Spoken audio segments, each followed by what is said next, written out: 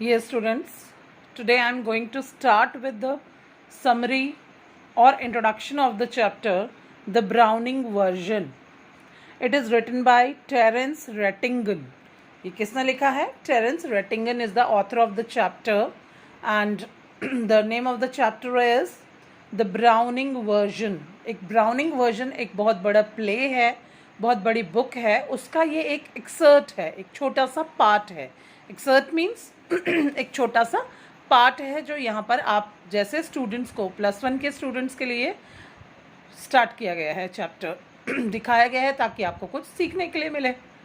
This play is an extract from Terence Rattigan's play. ये Terence Rattigan के play का एक पार्ट है. एक्सट्रैक्ट मीन्स उसका एक छोटा पार्ट है और जो उसका प्ले है उसका नाम है the browning version. It is the last day at a school. School का आखिरी दिन है, पूरा सेशन कंप्लीट हो गया है और लास्ट दिन जब आपका रिज़ल्ट डे से कुछ दिन पहले का होता है, एक रिज़ल्ट डे से एक दिन पहले का दिन है, उसके बाद रिज़ल्ट डे आने वाला है, नेक्स्ट डे रिज़ल्ट आने वाला है, तो ये लास्ट डेज हैं स्कूल के.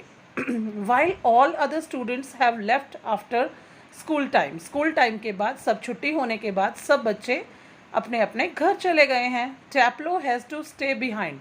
टैप्लो को पीछे रुकना पड़ा, स्कूल में रुकना पड़ा.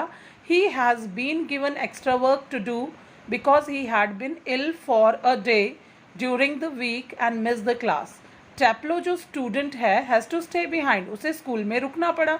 He has been given extra work, उसे एक्स्ट्रा वर्क दिया गया. बेटा ये जो फॉरेन के स्कूल्स हैं इनमें सबसे ज़्यादा बड़ी जो पनिशमेंट मानी जाती है वो एक्स्ट्रा वर्क है. तो ये ही has been given extra work to do, इसे एक्स्ट्रा वर्क करने के लिए दिया है. Because he had been ill for a day, क्योंकि वो एक दिन बीमार हो गया था. ड्यूरिंग द वीक, जिस वीक में जो ये वीक है इसके एक दिन वो बीमार हो गया था और वो स्कूल नहीं आया. एंड मिस द क्लास, और उसने क्लास मिस कर दी तो उसके टीचर ने उसको पनिशमेंट दी कि तुम मेरे साथ एक्स्ट्रा वर्क के लिए बैठोगे. His teacher Mr Crocker Harris, और उसके टीचर जो थे उनका नाम है Mr Crocker Harris, has told him that he would come at 6:30.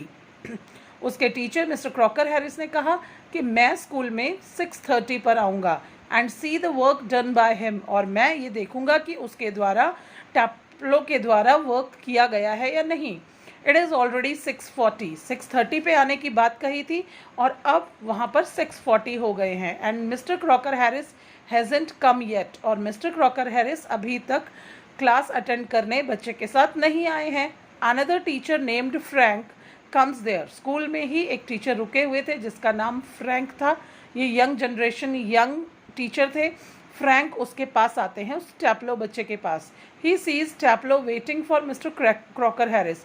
वो मिस्टर फ्रैंक देखते हैं कि टैप्लो जो है वो मिस्टर क्रॉकर हैरिस टीचर की वेट कर रहा है. He tells Taplow that he should go because Mr Crocker Harris hasn't arrived so for.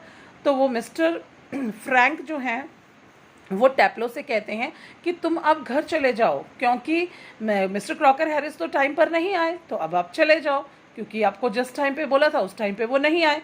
But Taplow doesn't dare to do that. पर टैप्लो ने ऐसा करने की हिम्मत नहीं की.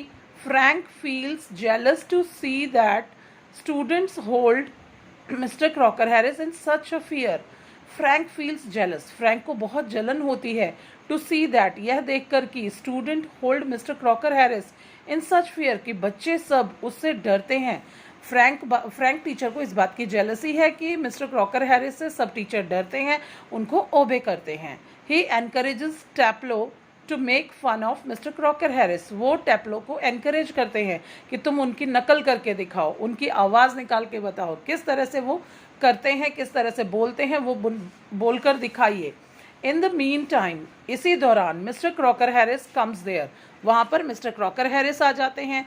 She says Mrs Crocker Harris comes there. वहाँ पर इतना सब करते हुए मिसेस क्रॉकर हैरिस जो है वो वहाँ पर आ जाती हैं. मिस्टर क्रॉकर हैरिस की वेट करते करते वहाँ पर मिसेस क्रॉकर हैरिस आ जाती हैं.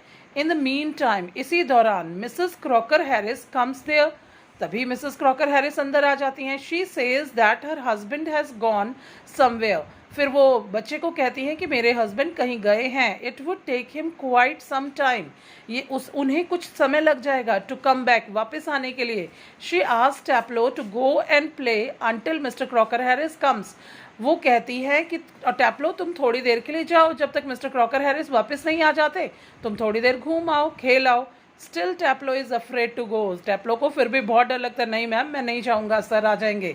She says that she will take the blame on herself and sends Taplow to a chemist to get some medicine. She says, वो कहती है, that she will take the blame, कि वो अपने ऊपर blame ले लेंगी, अपने ऊपर ये दोष ले लेंगी, ऑन हर सेल्फ, अपने ऊपर, and sends Taplow to a chemist, वो टैप्लो को केमिस्ट के पास भेजती हैं, टू गेट सम मेडिसिन, कुछ दवाई लेने के लिए. Clearly her chief purpose is not to get the medicine. ये स्पष्ट था कि मिसेस क्रॉकर हैरिस का पर्पज मेडिसिन लाने के लिए नहीं था, but to help the poor boy enjoy freedom for some time at least, कि वो चाहती थी कि ये बच्चा जो उसके हस्बैंड की वेट कर रहा है पढ़ने के लिए, तो अब हस्बैंड तो कहीं ज़रूरी काम से गए हुए हैं, उनको लेट हो जाएगा, तो मिली क्रॉकर हैरिस चाहती हैं कि बच्चा कुछ देर एंजॉय करे, इसलिए वो जाने वाला तो था नहीं, तो उन्हें अपना काम दे देती हैं कि तुम केमिस्ट से मेरी ये जो प्रिस्क्रिप्शन स्लिप है इसकी मेडिसिन ले आओ, तब तक तुम्हारी आउटिंग हो जाएगी. वो ये सोचकर उसको भेज देती है, और यहाँ आकर आपका चैप्टर दी एंड हो जाता है. It is very interesting story regarding two teachers and a student and the feelings of student for their teachers, their respect. Is that clear? So just carry on this chapter through detailed explanation. Thank you.